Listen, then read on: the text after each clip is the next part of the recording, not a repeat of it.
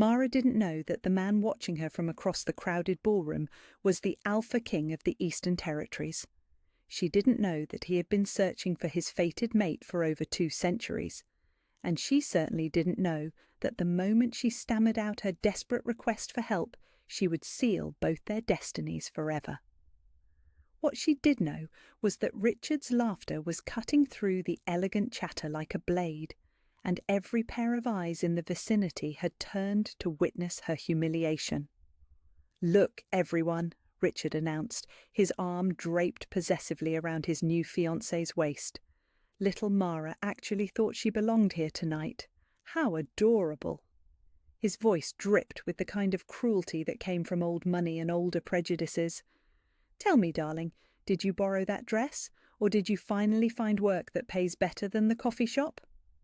The circle of perfectly coiffed socialites tittered behind their champagne flutes. Mara felt heat crawl up her neck, staining her cheeks crimson. The borrowed silver gown that had seemed so elegant in her tiny apartment now felt like a costume, marking her as the fraud she truly was. "Richard, please," she whispered, but her voice was lost in the crowd's amusement.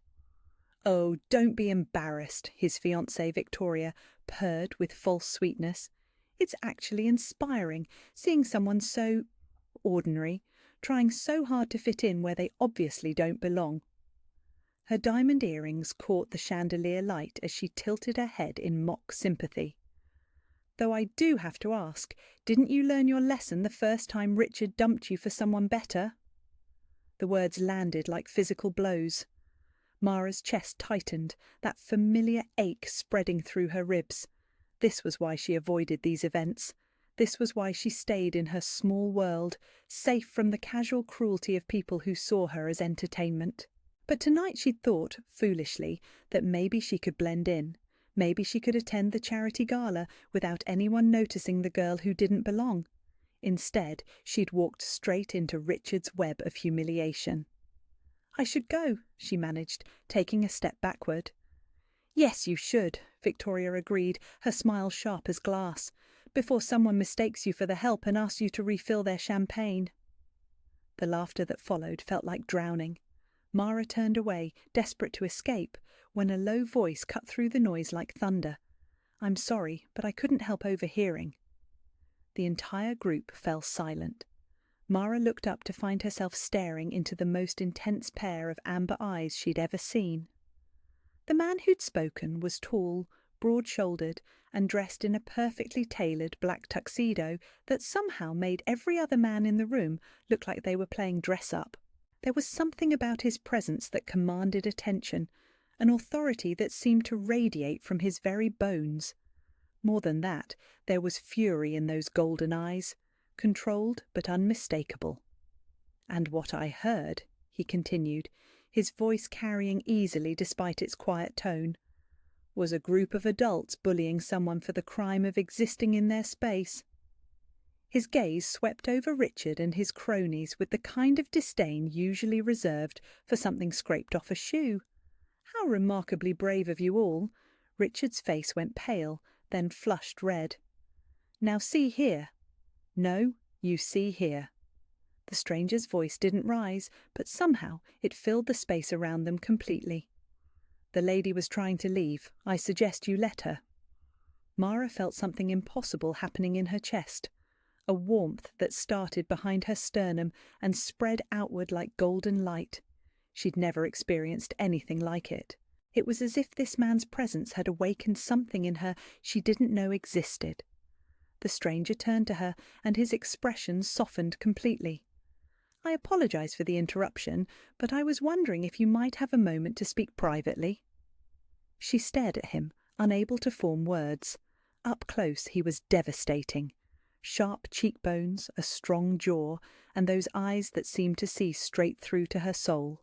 But more than his appearance, there was something about him that made her feel safe, protected, as if his very existence had created a bubble of sanctuary around her. She started, then stopped. The golden warmth in her chest pulsed stronger. "Please," he said gently, "I think we might be able to help each other." Behind them, Richard was sputtering indignantly, but his voice seemed to come from very far away. All Mara could focus on was this stranger's hand extended toward her like a lifeline. She took it. The moment their skin touched, electricity shot up her arm. Not the static shock of dry air and silk, but something alive and singing, something that made her gasp and nearly stumble. His fingers tightened around hers, steadying her, and she saw his pupils dilate slightly. He felt it too.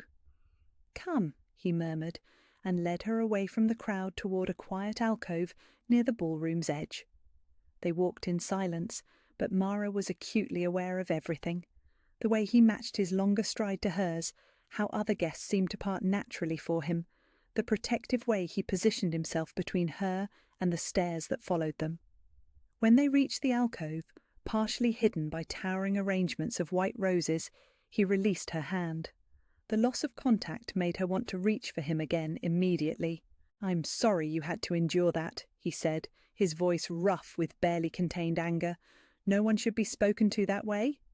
It's not the first time," she admitted, then immediately regretted the confession. It made her sound pathetic. His jaw clenched. That makes it worse, not better. She looked up at him, searching his face for signs of the pity or condescension she was used to seeing. Instead, she found only genuine fury on her behalf. When was the last time someone had been angry for her instead of at her? "I don't even know your name," she realized. "Marcus," he said, "and you're Mara." She blinked in surprise. "How did you—" "I make it my business to know who belongs and who doesn't," he said, then caught her expression. "And you belong everywhere you choose to be." The golden warmth flared brighter. She pressed a hand to her chest, trying to contain it. "I don't understand what's happening." "Neither do I, completely," he admitted, and there was something vulnerable in his voice. "But I know I couldn't stand there and watch you suffer." They stood in silence for a moment, and Mara became aware of how much larger he was than her, how he seemed to fill the space around them with his presence. She should have been intimidated. Instead, she felt safer than she had in years. "Marcus," she said finally, testing his name. It fit him somehow, strong and uncompromising. "I need to ask you something, and it's going to sound completely insane." He tilted his head, waiting. "I can't keep doing this," she rushed on. "Every time I try to go somewhere, be somewhere, they find me. Richard and his friends, people like them, they make it their mission to remind me that I don't belong." Her voice broke slightly. "But I need to go to things sometimes, work events, or when my friend gets married next month, I'll have to face them again." Understanding dawned in his amber eyes. "I know this is crazy," she continued, "but could you pretend to be my boyfriend? Just for events like this? Just so they'll leave me alone? I could pay you, or—" "No." His voice was firm. Mara's heart sank. Of course, she'd been foolish to think. "I mean no payment," he clarified quickly. "And no, I won't pretend to be your boyfriend." The rejection stung worse than Richard's cruelty. At least with Richard she'd expected the pain. Marcus stepped closer, close enough that she could smell his cologne, something warm and woodsy that made her think of safety and strength. "I'll help you," he said quietly. "I'll escort you to whatever events you need, but I won't pretend, Mara." She looked up at him, confused. "I don't understand." He reached up and tucked a strand of her dark hair behind her ear. The simple touch sent sparks racing along her skin. "I don't do anything halfway," he said, "especially not when it comes to protecting what's mine." "But I'm not, aren't you?" His thumb brushed across her cheekbone, and she forgot how to breathe. "Because from where I'm standing, it feels like you've been mine from the moment I saw you." The golden thread in her chest pulled taut. Impossible. This didn't happen in real life. Men like him didn't notice women like her, and they certainly didn't speak to them like they were precious. "One night," she whispered, because she had to be practical, had to protect herself from hoping for too much. "Just help me get through one night, and then And then we'll see about the next one, he finished, and the one after that. His hand was still cupping her face, his thumb still tracing gentle patterns on her skin. She felt like she was falling, but instead of fear, there was only warmth. "I don't understand why you'd want to help me," she said. Marcus smiled, and it transformed his entire face from intimidating to devastating. "Because, Mara," he said, "I've been looking for you my whole life." The days that followed were a whirlwind of confusion and anticipation that Mara had never experienced before. Marcus had given her his card, thick, expensive paper with simply his name and a phone number, and told her to call when she was ready for their first appearance together. She'd stared at that card for 3 days before finally gathering the courage to dial. "The Hamilton Foundation Gala," she'd said when he answered, her voice barely above a whisper. "This Saturday. It's where Richard proposed to Victoria last year. She made sure I knew I'd be invited this time, just so she could—" "I'll pick you up at 7, Marcus had interrupted, his voice leaving no room for argument. "What's your address?" Now, standing in front of her tiny apartment's bathroom mirror, Mara wondered if she'd made a terrible mistake. The dress hanging on her bedroom door was nothing like the borrowed silver gown from the other night. This one was midnight blue silk that seemed to shimmer with its own light, delivered that morning with a note in Marcus's bold handwriting: "You deserve to be seen." The matching shoes were Italian leather, the jewellery subtle but clearly expensive. Even the undergarments were luxurious, silk and lace that made her feel like someone else entirely, someone worthy of being on Marcus's arm. The knock at her door came at exactly 7 o'clock. Mara opened it to find Marcus in a perfectly tailored black tuxedo, his amber eyes sweeping over her with an intensity that made her breath catch. For a long moment neither of them spoke. "Beautiful," he said finally, his voice rough around the edges. "Though I knew you would be." Heat bloomed in her cheeks. "The dress is—" "I wasn't talking about the dress," he interrupted, stepping closer. The golden warmth in her chest flared to life, stronger than before. "Are you ready?" No, she thought, she would never be ready for whatever this was between them, but she nodded anyway. The ride to the gala passed in relative silence, Marcus's driver navigating the city streets, while Mara tried not to fidget with her necklace. She was acutely aware of Marcus beside her in the back seat, the way he filled the space, the subtle scent of his cologne, the occasional brush of his sleeve against her arm that sent electricity dancing along her skin. "You don't have to do this," she said suddenly as they pulled up to the hotel. Through the window she could see the red carpet, the photographers, the stream of elegant guests. "I know I asked, but if you've changed your mind—" His hand covered hers, warm and steady. "Mara." The way he said her name made something in her chest flutter. "I told you I don't do anything halfway. That includes protecting you." Before she could process that statement fully, the driver was opening her door. Marcus appeared at her side instantly, offering his arm with the kind of old-fashioned courtesy that made her feel precious. The moment they stepped onto the red carpet, something shifted in the air around them. Photographers turned their cameras in their direction, guests craned their necks to get a better look, and a murmur of speculation rippled through the crowd. "Who is that with him?" she heard someone whisper. "She's beautiful," came another voice, "but I've never seen her before." Marcus's arm tightened protectively around her waist.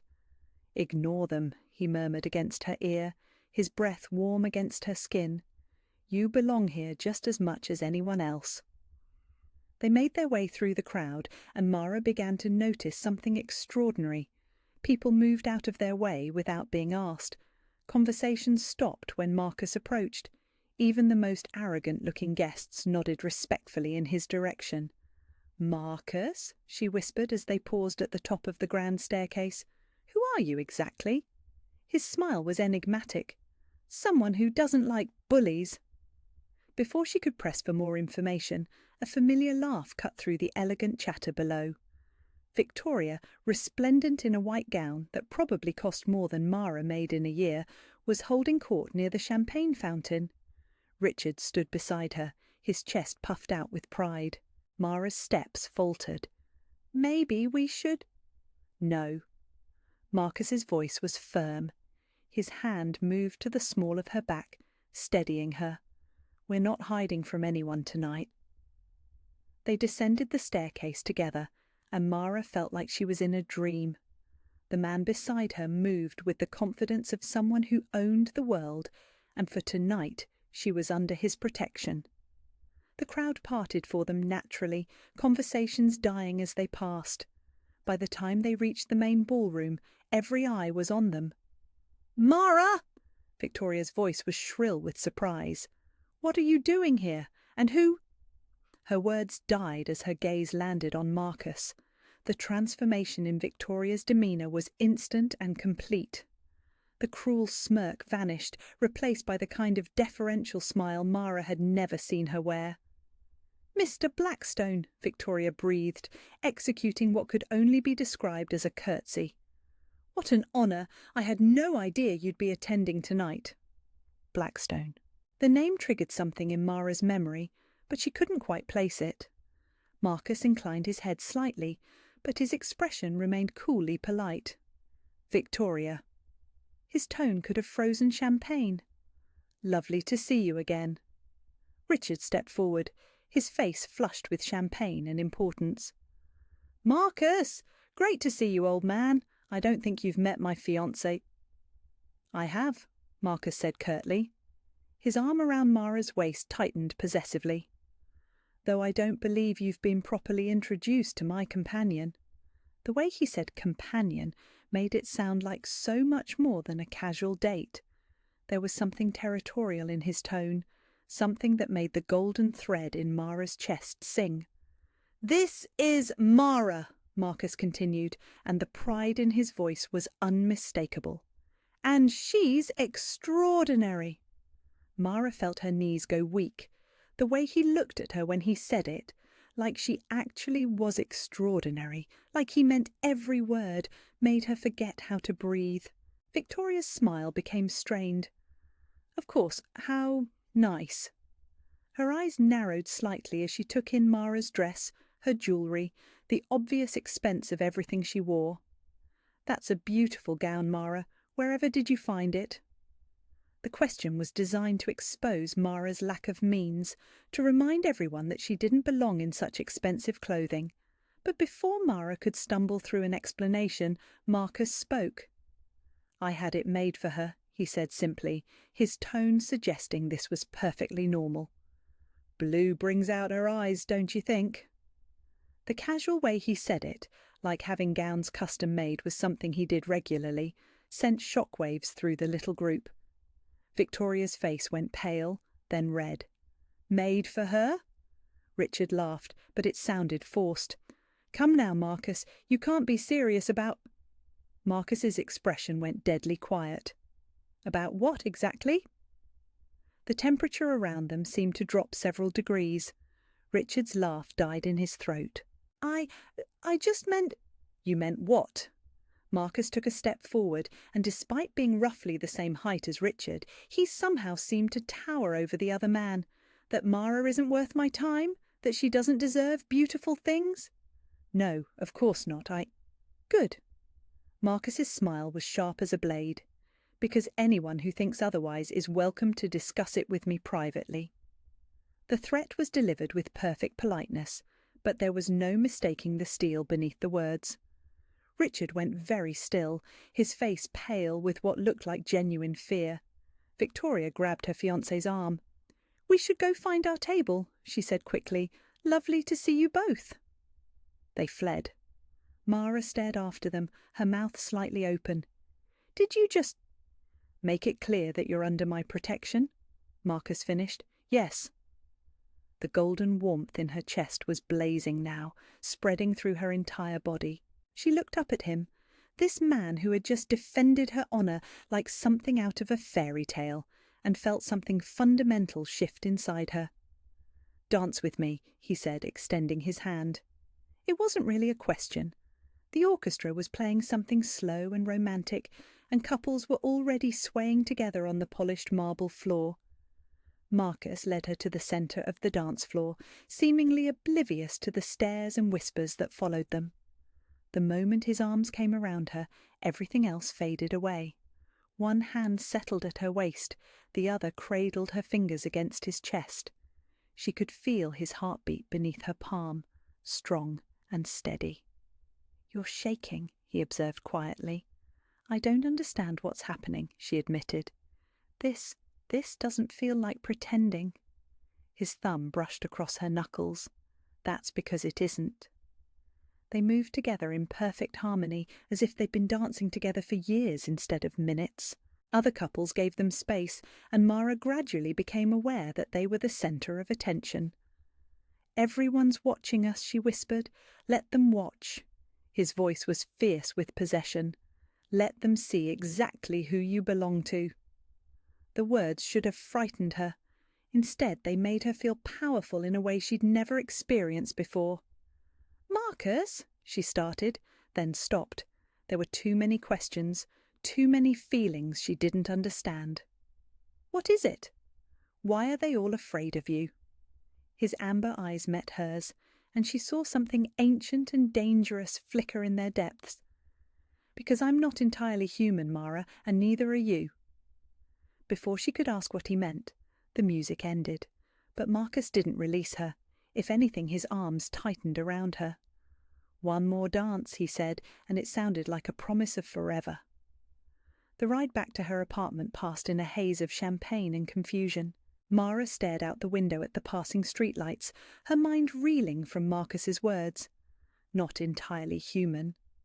The phrase echoed in her thoughts like a mantra she couldn't decode. "You're quiet," Marcus observed from beside her, his voice gentle in the dimly lit car. "You said I'm not entirely human." She turned to face him, studying his profile in the shadows. "What did you mean?" His jaw tightened slightly. "Come upstairs with me, please. There are things I need to explain, and I'd rather not do it in the back of a car." Something in his tone made her chest flutter with both anticipation and fear. But she nodded. Her tiny apartment felt even smaller with Marcus in it. He seemed to fill every corner with his presence, making the familiar space feel foreign and electric. She watched him examine her bookshelves, her small kitchen, the framed photos on her coffee table, all with the intense focus of someone cataloguing details. "Tea?" she offered, needing something to do with her hands. "Please?" She busied herself with the kettle, hyper-aware of him moving behind her. When she turned around, he was standing by her window, looking out at the city lights with an expression she couldn't read. "Marcus?" His name felt different now, weighted with everything unspoken between them. "What aren't you telling me?" He turned from the window, and in the soft light of her apartment, he looked both more human and less so, more approachable, but somehow more dangerous too. "My full name is Marcus Blackstone," he said quietly, "and I'm the Alpha King of the Eastern Territories." The words hung in the air between them like a physical thing. Mara felt her knees go weak. "Alpha King," she repeated slowly, "as in—" "Werewolves, shifters, whatever term you prefer." His amber eyes never left hers. "I rule over 12 packs, roughly 3,000 wolves, and territory that spans 3 states. The kettle's whistle cut through the silence. Mara turned to deal with it automatically, her hands shaking as she poured hot water over tea bags. Alpha King. She was having tea with the Alpha King of werewolves, who had just spent the evening defending her honour at a charity gala. "That's impossible," she said, not turning around. "Is it?" His voice was closer now. She could feel him standing behind her, the heat of his body warming her back. "What did you feel when we touched the first night, when we danced tonight?" The golden thread, the impossible warmth that sang through her veins whenever he was near. She closed her eyes, remembering. "I felt—" She struggled for words. "Like coming home?" "Because you were." His hands settled on her shoulders, and she leaned back against his chest before she could stop herself. "Mara, you're my mate." The word hit her like a physical blow. She spun in his arms, nearly spilling the tea. "Your what?" "My mate, my other half, the one person in all the world who was made for me, as I was made for you." His hands cupped her face gently. "It's why you felt the pull the moment we touched, why everyone at the gala tonight treated you with such respect. They could sense what you are to me, even if you don't understand it yet." Mara stared up at him, her mind struggling to process everything he was saying. "But I'm human. I'm nobody special. I work at a coffee shop and live in a tiny apartment and—" "You're everything," he interrupted fiercely. "You're my queen, Mara. You were born to stand beside me, to help me lead our people." "Our people?" The words came out as a squeak. Marcus's expression softened. "You have wolf blood, little one. It's distant, maybe a great-grandparent or further back, but it's there. It's why you can feel the bond, why you responded to me so strongly." His thumb brushed across her cheekbone. "It's also why you've always felt like you didn't quite fit in the human world." The accuracy of that statement took her breath away. She had always felt like an outsider, like she was pretending to be something she wasn't. Even before Richard and his cruelty, she'd sensed she was different somehow. "I can't be a queen," she whispered. "I don't know how to lead anyone." "You led me," he said simply. "The moment you asked for my help, you showed more courage than most of my warriors possess. You've survived cruelty that would have broken weaker people, and you've remained kind despite it all." His forehead touched hers. "You're already everything a queen should be." Tears she didn't realize she was crying spilled down her cheeks. "I'm scared." "I know." His voice was infinitely gentle. "I'm scared too." That admission shocked her. "You are?" "Terrified," he confessed. "I've waited over 200 years for you, Mara. I've watched other alphas find their mates, watched them build lives and families, and I wondered if I was broken somehow, if I would spend eternity alone." His hands trembled slightly against her face. "And now you're here, and you're perfect. And I'm terrified of doing something wrong, of pushing too hard or moving too fast and losing you before we've even begun." The vulnerability in his voice undid something in her chest. This powerful man, this alpha king who commanded respect from everyone around him, was afraid of losing her. "You're not going to lose me," she said without thinking, then immediately wondered if she meant it. "Aren't I?" His amber eyes searched hers desperately. "When you realize what my world is really like, the politics, the danger, the responsibility, when you understand that being my mate means you'll have a target on your back from every enemy I've ever made." "Is that why you wanted to help me with Richard and Victoria? Because you felt obligated?" His laugh was rough and pained. "Obligated? Mara, the moment I saw that bastard humiliating you, I wanted to rip his throat out. It took every ounce of control I possess not to shift right there in the ballroom and show him exactly what happens to people who hurt what's mine." The possessiveness in his voice should have frightened her. Instead, it sent heat racing through her veins. "Shift into my wolf form." His eyes flashed gold, and for just a moment she could see something wild and dangerous looking back at her. "It's not a pretty sight when I'm angry." She reached up and touched his face, marvelling at how he immediately leaned into her palm like he was starving for her touch. "Show me," she said quietly. His eyes widened. "Mara, I don't think— Please, if this is who you are, if this is what I'm supposed to understand, then show me." For a long moment they stared at each other. Then Marcus stepped back, his expression becoming something between wonder and terror. "Close your eyes," he said softly. She did, her heart hammering against her ribs. She heard the soft rustle of fabric, then a sound like rushing wind. The air in the room seemed to shift, becoming charged with something wild and electric. "Open them!" Where Marcus had stood, a massive black wolf now sat on her hardwood floor. He was enormous, easily the size of a small horse, with intelligent amber eyes that watched her every reaction. His fur was midnight black, except for silver markings around his eyes, and ears that somehow made him even more beautiful. Mara's breath caught in her throat. "Oh," she whispered. The wolf's ears flattened slightly, as if he was afraid she would run. Instead, she dropped to her knees in front of him. "You're magnificent." His head tilted, surprise clear in those golden eyes. Slowly, carefully, she extended her hand. The wolf sniffed her fingers, then pressed his massive head into her palm. His fur was softer than silk, warm and alive beneath her touch. "I can feel you," she said in wonder. "Even like this, I can feel the connection." The wolf made a low, rumbling sound that was almost a purr. Then, in another rush of air and energy, Marcus was human again, kneeling naked in front of her on the floor. Mara averted her eyes quickly, heat flooding her cheeks, but Marcus caught her chin and gently turned her face back to his. "Don't look away from me," he said quietly. "Please, I need to see that you're not afraid." She met his gaze, taking in the vulnerability written across his features. "I'm not afraid of you, Marcus. I could never be afraid of you." Something in his expression cracked open. Before she could process what was happening, his mouth was on hers, desperate and claiming.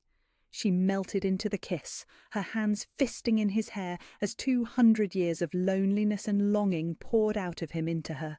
When they finally broke apart, both breathing hard, Marcus rested his forehead against hers. "I love you," he said, the words rough with emotion. "I know it's too soon. I know you're not ready to hear it, but I need you to know. What I feel for you isn't obligation or instinct or some supernatural compulsion. It's love, Mara. Pure and simple and more powerful than anything I've ever experienced." Tears spilled down her cheeks again, but this time they felt different, cleaner somehow. "I think I love you too," she whispered, "and that terrifies me more than anything else you've told me tonight." His smile was radiant. "Why?" "Because I've never had anything good that someone didn't try to take away from me." Her voice broke slightly. "And losing you would destroy me." "Then it's a good thing," he said, pulling her closer, "that you're never going to lose me."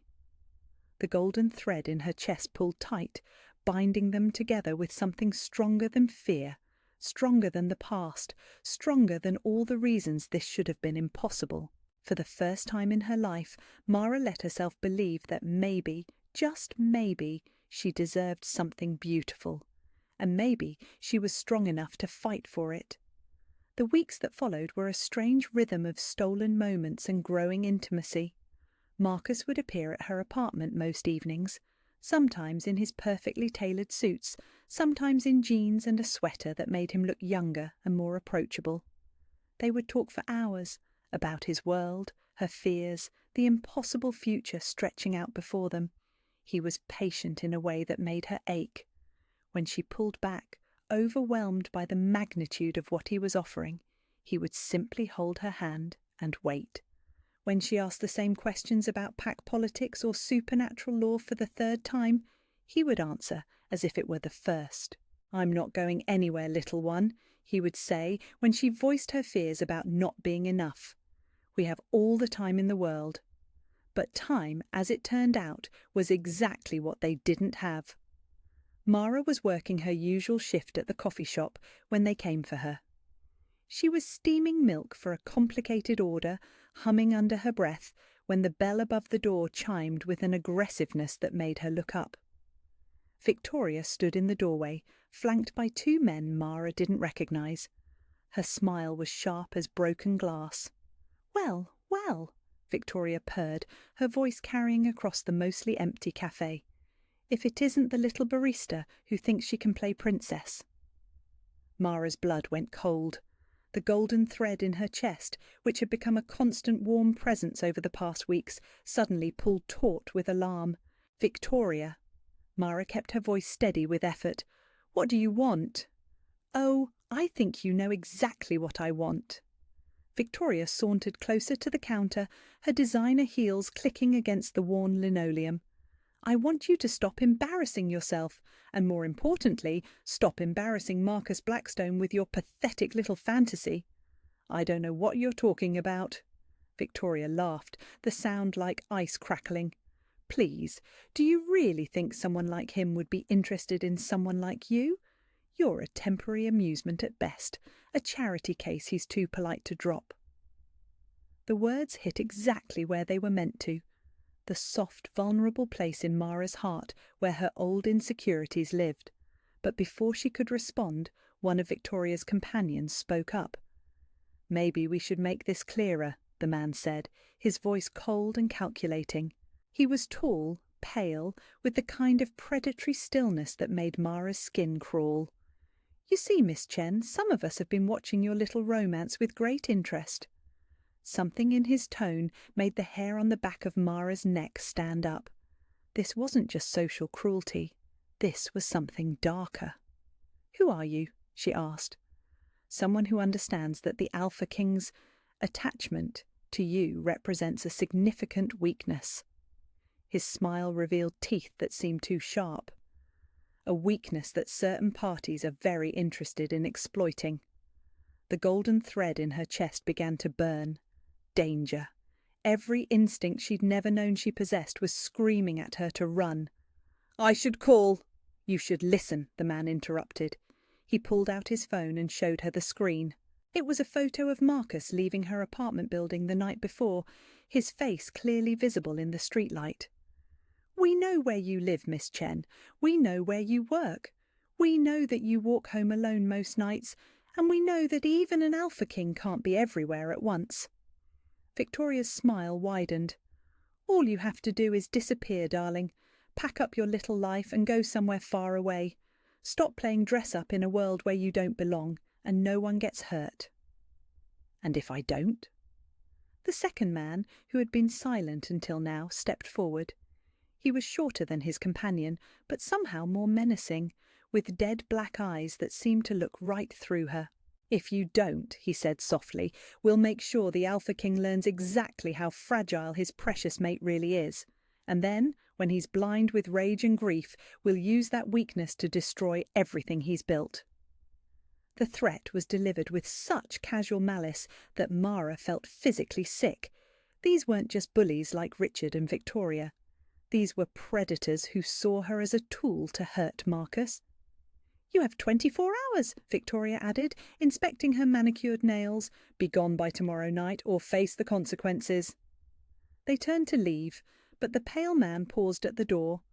"Oh, and Miss Chen, if you think about running to your precious Alpha King for protection, remember, we'll know, and we'll make sure he pays the price for your selfishness." The bell chimed again, and they were gone. Mara stood frozen behind the counter, her hands shaking so violently she could barely hold on to the milk steamer. The golden thread in her chest was burning now, pulsing with an urgency that made her feel like she was drowning. She closed the shop early and ran. By the time she reached her apartment, tears were streaming down her face. She fumbled with her keys, dropped them twice, finally managed to get the door open. The space that had felt like a sanctuary with Marcus in it now felt like a trap. She was stuffing clothes into a duffel bag when she heard the familiar knock. "Mara!" Marcus's voice was muffled by the door, but she could hear the concern. "Little one, what's wrong?" She froze, a sweater half folded in her hands. The bond between them was so strong now that he could sense her distress from blocks away. "Mara, open the door, please!" She squeezed her eyes shut, trying to find the strength to do what she knew she had to do. To protect him, she had to leave him. To save the life he'd built, she had to destroy her own. "Go away, Marcus!" she called out, her voice breaking. Silence. Then, "I'm not going anywhere until you tell me what's happened." The lock on her door was good, but it wasn't werewolf-proof. She heard the soft sound of metal bending, and then Marcus was inside her apartment, his amber eyes taking in the scene. Her tears, the half-packed bag, the terror written across her face. "Who hurt you?" His voice was deadly quiet. "Marcus, please, you have to go. They said they'd know if I told you, and Who? Hurt? You. Each word was precisely enunciated, and she could see the gold beginning to bleed into his eyes. Despite everything, despite the fear and the threats and the impossible situation, Mara felt a surge of fierce love for this man who would burn the world down to protect her. "Victoria came to the shop," she whispered, "but she wasn't alone. There were 2 men with her, and they said they'd use me to hurt you, that they'd kill me and use your grief to destroy everything you've built." The temperature in the room dropped 10 degrees. When Marcus spoke again, his voice was barely human. "What exactly did they say?" Through her tears, she told him everything. The threats, the photos, the 24-hour deadline. With each word, the air around Marcus grew more charged, more dangerous. When she finished, the silence stretched between them like a held breath. "Pack a bag," Marcus said finally. "What? Pack a bag. You're coming with me?" His eyes were fully gold now, the wolf very close to the surface. "If they want to use you against me, they're going to have to go through me first." "Marcus, you don't understand. They said—" "I don't care what they said." He cupped her face in his hands, and she could feel the barely leashed power radiating from his skin. "Do you trust me?" She looked into those golden eyes and saw centuries of strength, infinite patience, and love so fierce it took her breath away. "Yes," she whispered. "Then trust me now. We're going to end this tonight." An hour later, Mara found herself in the passenger seat of Marcus's car, speeding toward the Hamilton Hotel where Victoria was hosting another of her charity events. Marcus had made several phone calls during the drive, speaking in low, clipped tones to people he called only by first names. "The pack will be there," he'd told her. "My beta, my lieutenants. If Victoria and her friends want a war, they'll get one." The hotel was ablaze with lights, valets rushing to park expensive cars, while elegantly dressed guests streamed toward the entrance. It looked like any other high society event, but Mara could sense the tension crackling in the air. Marcus handed his keys to the valet, then came around to help Mara from the car. She was wearing the midnight blue dress from their first public appearance, but this time it felt like armour. "Stay close to me," he murmured as they approached the entrance. "No matter what happens, don't leave my side." The moment they walked into the ballroom, conversation stopped. It was like their first appearance together, but magnified. Every eye in the room turned toward them, and the silence was deafening. Victoria stood near the far wall, surrounded by her usual crowd of sycophants. When she saw them, her face went white, then red. Marcus walked straight toward her, his stride eating up the distance between them with predatory grace. Mara had to almost run to keep up with his longer legs. "Victoria," Marcus said when they reached her group. His voice carried easily across the room, though he wasn't shouting. "I believe we need to talk." "Marcus," Victoria stammered, her earlier confidence evaporating. "What a surprise. I didn't expect to see you tonight." "I'm sure you didn't." His smile was all teeth, especially not after the interesting conversation you had with my mate this afternoon. The word mate landed like a bomb. Gasps echoed around the room, and Mara saw several people pull out their phones. "I don't know what you're talking about," Victoria said, but her voice shook. "Don't you?" Marcus took a step closer, and Victoria actually backed away. "Let me refresh your memory. You walked into Miss Chen's workplace this afternoon with 2 companions. You threatened her life. You tried to use her safety to manipulate me." The crowd around them had grown silent, everyone straining to hear the exchange. "That's ridiculous," Victoria laughed, but it sounded hysterical. "Why would I—" "Because you're working with enemies of my pack," Marcus said, his voice cutting through her protests like a blade. "Because you thought you could use the woman I love as a weapon against me?" He turned slightly, addressing the crowd that had gathered around them. "Let me be very clear," he said, his voice carrying to every corner of the room. "Mara Chen is my mate. She is under my protection, and she has my complete devotion. Anyone who threatens her threatens me directly." Mara felt tears prick her eyes, but these were different from the ones she'd cried earlier. These were tears of overwhelming gratitude and love. "Furthermore," Marcus continued, "anyone who believes they can use her to manipulate me has fundamentally misunderstood both her strength and mine. She is not my weakness. She is my greatest strength."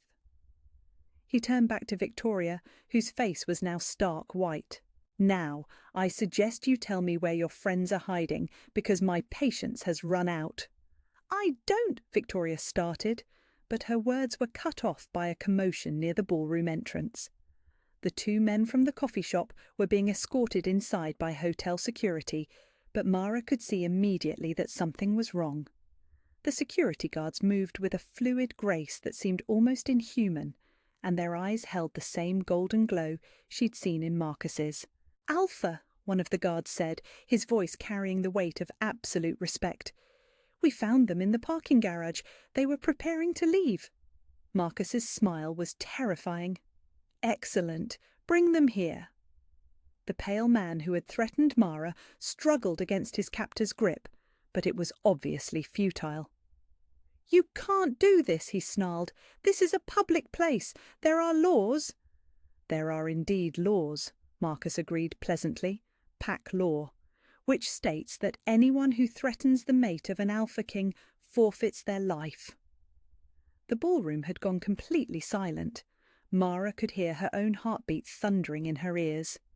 "You're him," the second man breathed, his dead black eyes wide with what might have been fear. "You're the Alpha King." "I am," Marcus confirmed, "and you just made the last mistake of your very short lives." What happened next was too fast for human eyes to follow. One moment, Marcus was standing beside Mara in his perfectly tailored tuxedo. The next, there was a massive black wolf where he had been, and the two men who had threatened her were on the ground, very still and very quiet. The ballroom erupted in screams and chaos, but all Mara could focus on was the wolf, her mate, who had just killed to protect her without a moment's hesitation. When Marcus shifted back to human form, someone had already provided him with a robe. He looked completely calm, as if he had just ordered coffee rather than executed two enemies. "Victoria," he said pleasantly, "I trust this clarifies your position." Victoria was pressed against the wall, tears streaming down her face. "Please," she whispered, "I didn't know who they were. They said they just wanted to scare her, to make her leave. They said you'd thank them for it." "And you believed them?" Marcus's voice was conversational, but Mara could hear the danger underneath. I was jealous," Victoria sobbed. "She has everything I wanted. You, the status, the respect. It wasn't supposed to be real. You were supposed to get bored with her and move on." Marcus looked at her for a long moment, then turned to Mara. "What do you think, little one?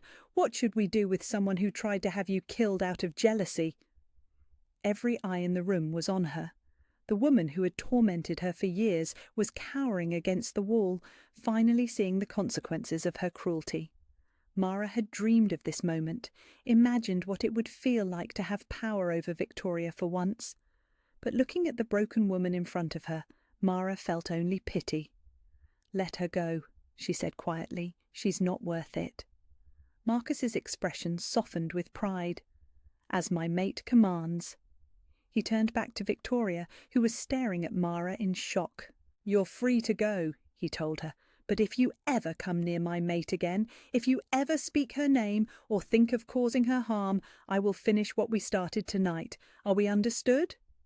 Victoria nodded frantically, then fled toward the exit. Marcus turned to address the room full of shocked, terrified and fascinated socialites.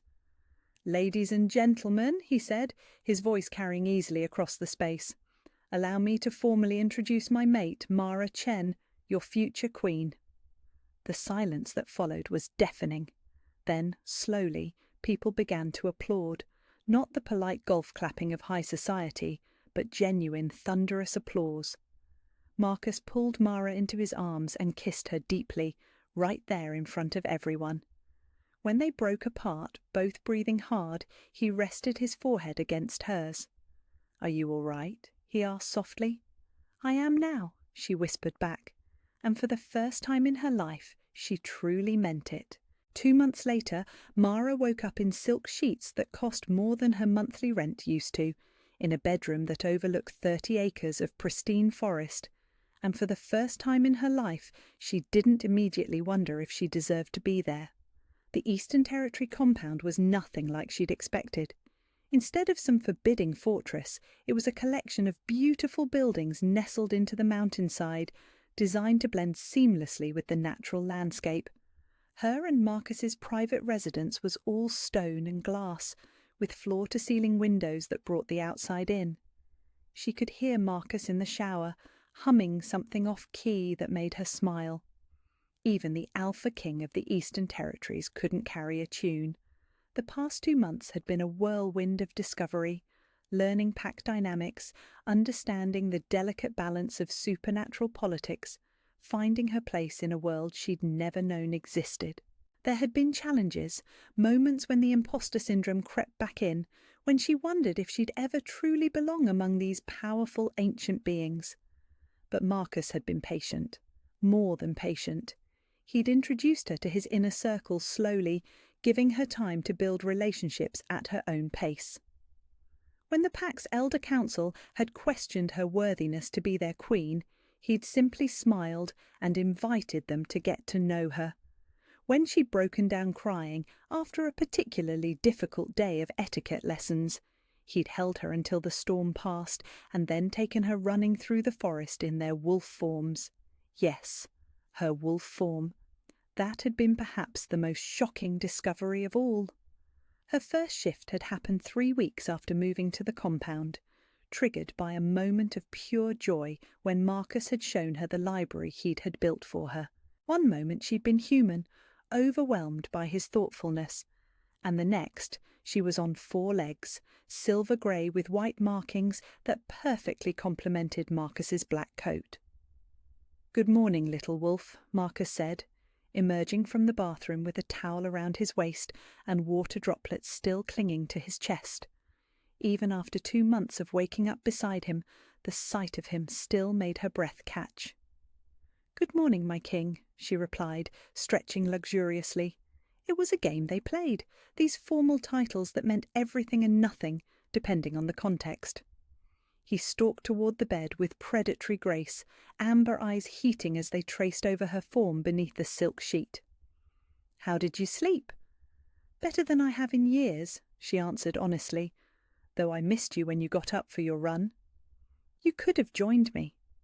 He sat on the edge of the bed, his hand finding her hip through the thin fabric. "You're fast enough to keep up now." It was true. Her wolf was sleek and quick, built for endurance rather than the raw power of Marcus's massive form. They made a good team. "I was comfortable," she said, then gasped as his hand began tracing patterns on her skin. Besides, someone needs to be well rested for today. Today. The formal introduction to the Greater Council, where representatives from all the major packs would meet to officially recognize her as Marcus's mate and their future queen. It should have terrified her. A month ago it would have. "Having second thoughts?" Marcus asked, reading her expression with the accuracy that came from their deepened bond. "No," she said, surprised to realize she meant it. "I'm ready." And she was.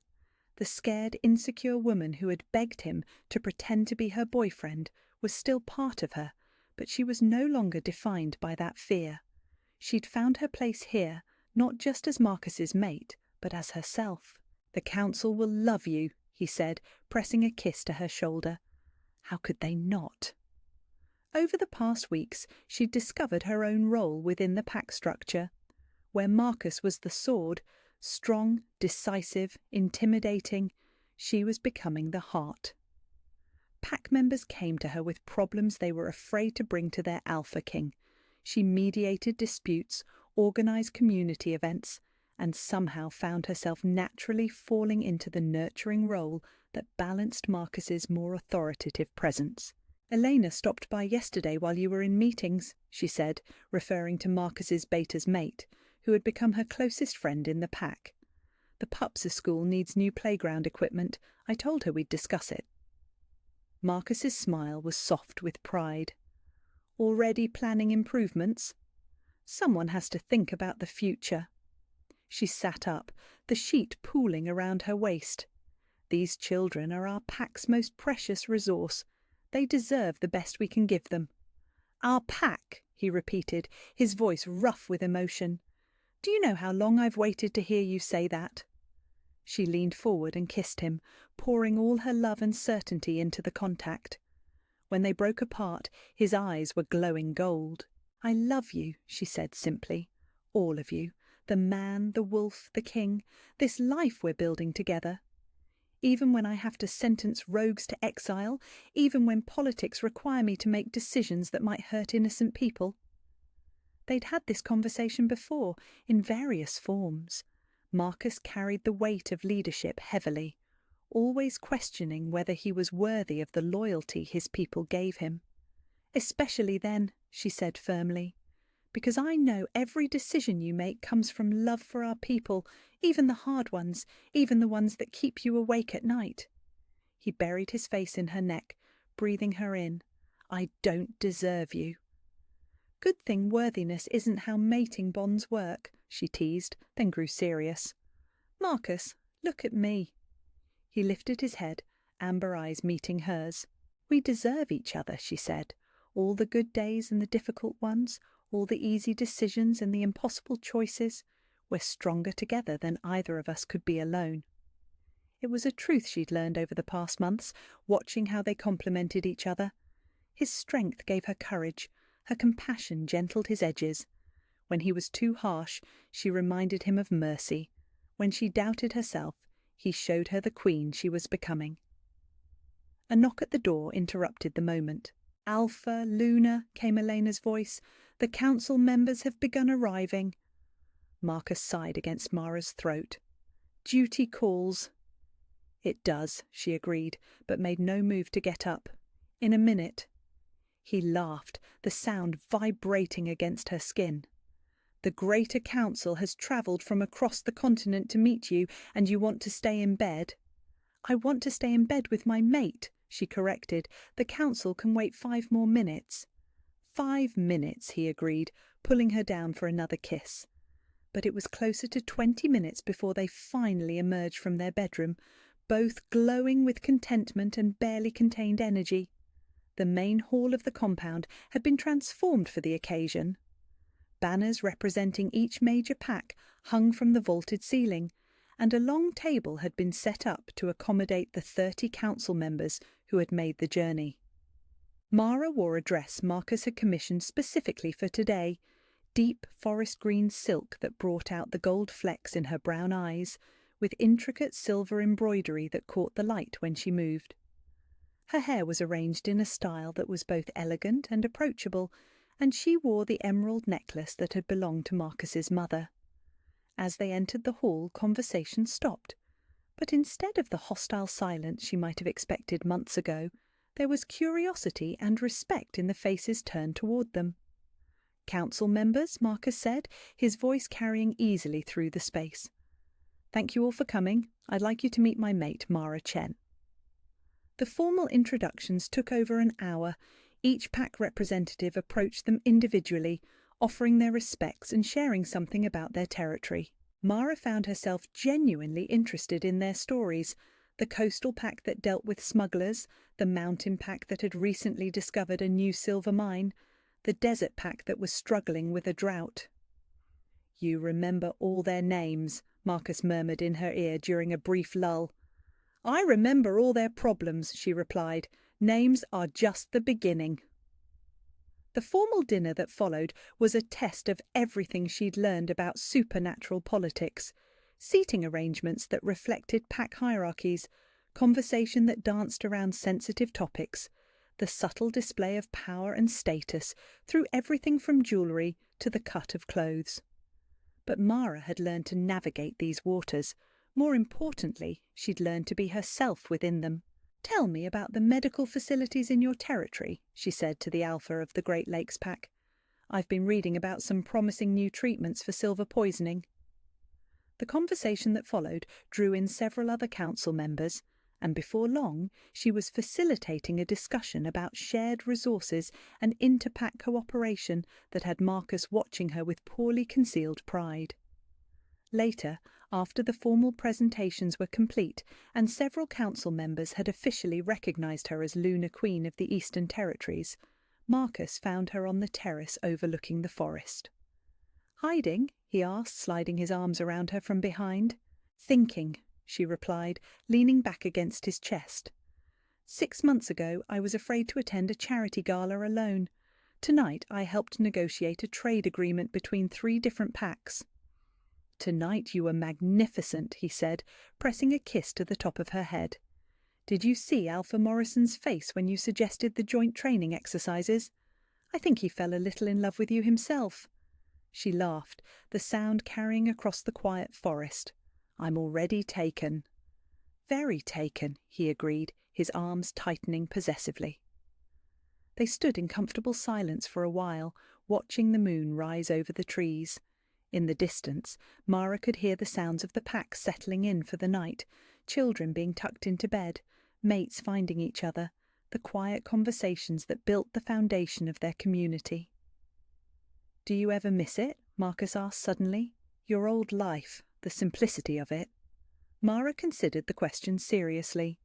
Did she miss the cramped apartment, the condescending customers at the coffee shop, the constant fear that she didn't belong anywhere? "I miss the anonymity sometimes," she said finally. "There's something to be said for being able to make mistakes without having them affect an entire pack's diplomatic relations." Marcus tensed slightly behind her. "If you ever want to go back—" "I don't." She turned in his arms, meeting his suddenly vulnerable gaze.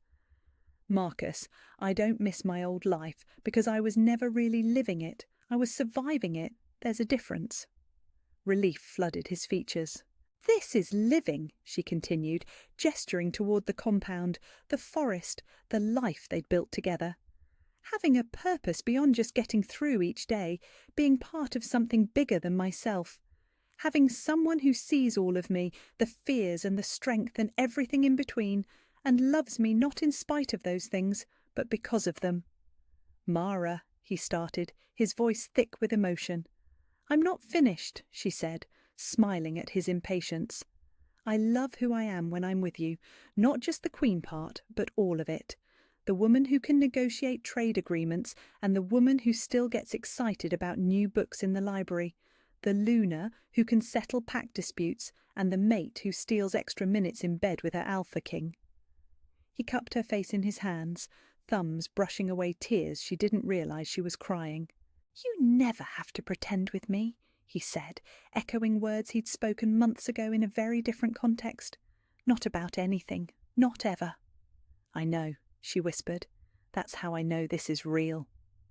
He kissed her then, soft and sweet and full of promises for all the tomorrows stretching out before them. When they broke apart, both were smiling. "Ready to go inside?" he asked. "I believe Alpha Morrison wants to discuss those joint training exercises in more detail." "Ready," she said, taking his offered arm. As they walked back toward the warmth and light of the compound, Mara felt the golden thread in her chest pulse with contentment. She was home, she was loved, she was exactly where she belonged, and she had never been more ready for whatever came next. On the 3rd night of the autumn festival, under a sky scattered with stars and a moon so full it seemed to pulse with supernatural energy, Marcus Blackstone asked Mara Chen to be his wife. Not his mate. They had been that since the moment they touched. Not his Lunar. She had claimed that title through her own strength and grace.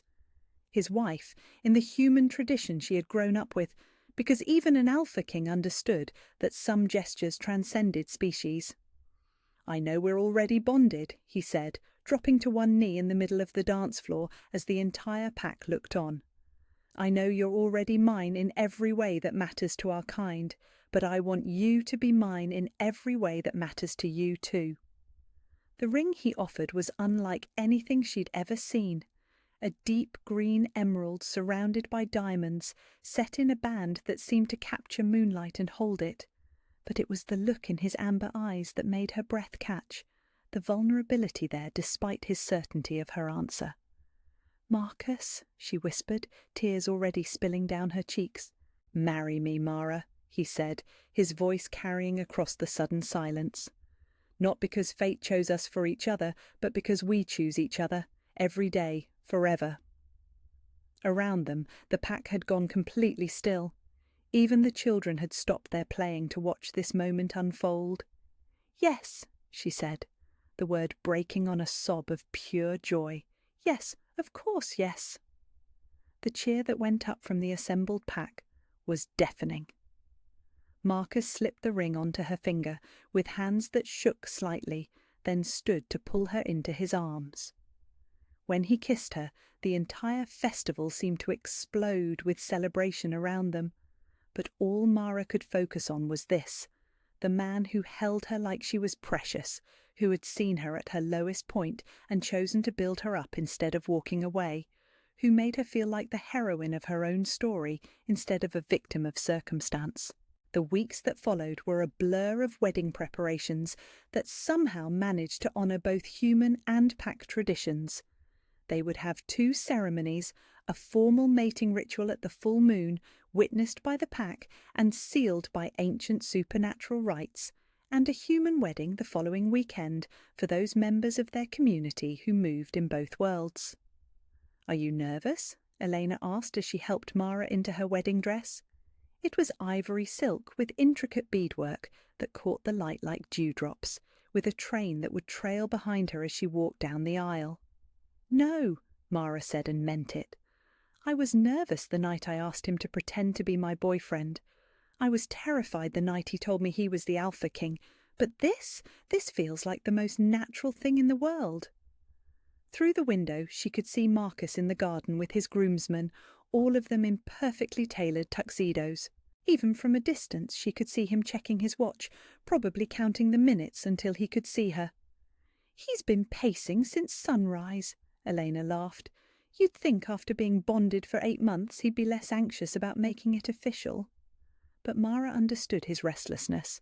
Despite everything they'd been through, despite the unbreakable bond between them, there was something profound about this moment, this choice to stand before their community and declare their love, to make promises that went beyond supernatural compulsion into the realm of free will. The music started, and Mara took a deep breath. She had no family to walk her down the aisle. The people who should have filled those roles had long since proven themselves unworthy. But as she stepped into the garden where the ceremony would take place, she realized she didn't need them. The pack had become her family, Marcus had become her home, and she was walking toward a future she had helped create. The aisle was lined with white roses and candles, the chairs filled with faces that had become dear to her over the past months. At the altar, Marcus waited in a black tuxedo that made him look devastatingly handsome. His amber eyes locked on her with an intensity that made her feel like the only person in the world. Beside him stood his beta, grinning widely despite his attempts at solemnity. The officiant was the pack's elder, a woman whose wisdom was legendary and whose approval Mara had worked hard to earn. As she walked toward them, toward him, Mara thought about the journey that had brought them to this moment, the humiliation that had driven her to desperation, the fake arrangement that had become the most real thing in her life, the moment when pretense had given way to truth. She thought about the woman she had been 8 months ago, scared, small, convinced she wasn't worthy of love or respect or belonging. That woman felt like a character from a story now, someone she remembered fondly but no longer identified with. The woman walking down this aisle was a queen, not because she wore a crown or commanded subjects, but because she had learned to command herself, because she had discovered her own strength and chosen to use it in service of something larger than her own fears. When she reached the altar, Marcus stepped forward to meet her. He took her hands in his, and she felt the familiar golden warmth of their bond flare brighter. "You're beautiful," he whispered, meant only for her ears. "So are you," she whispered back, making him smile. The ceremony itself was both traditional and personal. They exchanged vows they had written themselves, promises to support each other through the challenges of leadership, to maintain their individual identities while building something together, to choose love over fear in every moment that mattered. When the elder pronounced them husband and wife, when Marcus kissed her as the pack erupted in celebration around them, Mara felt something settle deep in her chest. Not the golden thread of their mate bond, which had been there for months, but something quieter and just as powerful. Peace, completeness, the absolute certainty that she was exactly where she belonged. The reception that followed was everything she could have dreamed of. Dancing under the stars, toasts that made her cry and laugh in equal measure, the kind of celebration that comes from a community genuinely happy for the couple at its centre. "Do you remember," Marcus said as they swayed together during the last dance of the evening, "what you said to me that first night, about needing someone to pretend to be your boyfriend?" She hummed contentedly against his chest. "You said you wouldn't pretend." "I meant it." His arms tightened around her. "I have never pretended a single thing with you, Mara. Not one moment, not one feeling, not one word." She pulled back to look at him, this man who had become her anchor and her adventure all at once. "Good," she said, "because I'm done pretending too, about everything." "What does that mean?" Her smile was mysterious. "It means I have something to tell you." Marcus raised an eyebrow, waiting. "I'm pregnant," she said simply. The look that crossed his face was indescribable. Shock, joy, wonder, and a fierce protectiveness that made her love him even more than she already did. "Are you sure?" he asked, his voice barely above a whisper. "3 tests and a visit to the pack doctor, sure," she confirmed. "Apparently, our honeymoon started a little early." He spun her around right there on the dance floor, both of them laughing as the last of their wedding guests looked on with delight.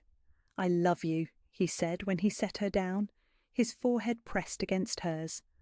"I love you and our baby and this impossible life we've built together." "I love you too," she replied, "all of you, forever." As the night wound down and their guests began to drift toward their own homes, Marcus and Mara stood together at the edge of the garden, looking out over the forest that had become their kingdom. "No regrets?" Marcus asked, echoing a question he'd posed months ago in a very different context. "None," Mara said without hesitation. "Not a single one." They had started as strangers brought together by desperation and circumstance. They had pretended to be something they weren't, only to discover they were already everything they needed to be. They had faced threats and overcome obstacles and built something beautiful from the ashes of their old lives. And now they stood on the threshold of another adventure, parenthood, deeper leadership responsibilities, whatever challenges the future might bring. But they would face all of it together, as partners and equals and mates in every sense of the word. "Ready to go home, Mrs. Blackstone?" Marcus asked, offering her his arm. "Ready," she said, taking it. "Though you know, I think home might be wherever you are." His smile could have lit up the entire forest. "In that case, we've been home for months."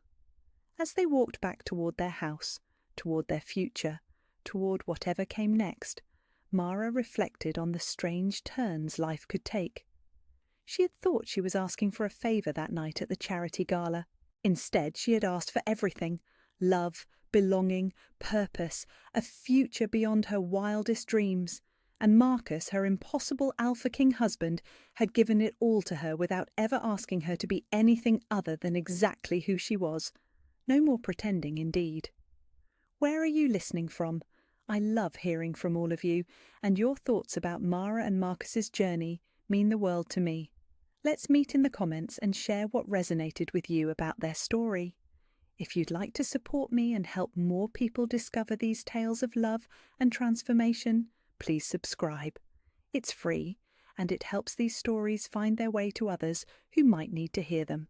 Thank you for being part of this community.